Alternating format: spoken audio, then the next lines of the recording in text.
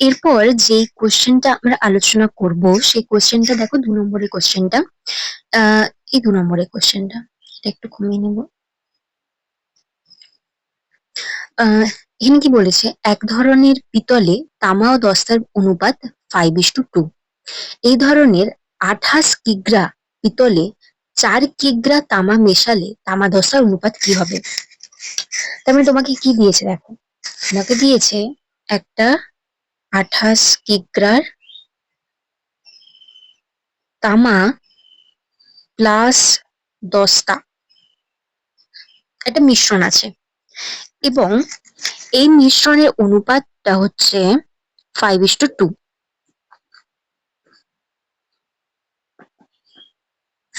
তার মানে তোমাকে আমি যেভাবে আগে বুঝিয়েছিলাম সেটা কিভাবে না, 5:2 মানে টোটাল 7 ইউনিট, মানে তুমি ধরো 7 ইউনিট তোমার কাছে ওই মিশ্রণটা আছে, এবং এই 7 ইউনিটের মান হচ্ছে 28।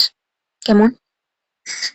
তাহলে 7 ইউনিটের মধ্যে 5 ইউনিট আছে তামা, কিন্তু আসলে তো এটা 7 ইউনিট নয়, এটা 28।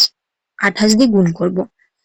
7-এর মধ্যে দস্তা আছে 2 ইউনিট, মানে 2 ভাগ, কিন্তু আসলে তো এটা 7 নয়, এটা 28। তাহলে তামার পরিমাণ কত বেরোলো?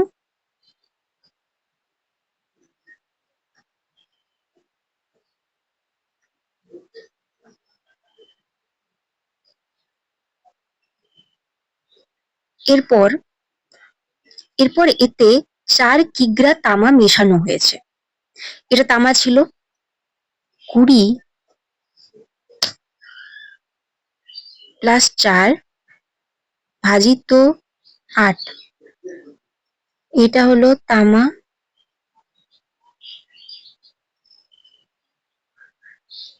দস্তা। কত হলো?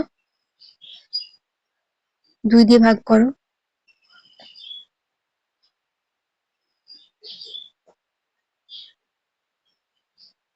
3:1, এটা তোমাদের আনসার।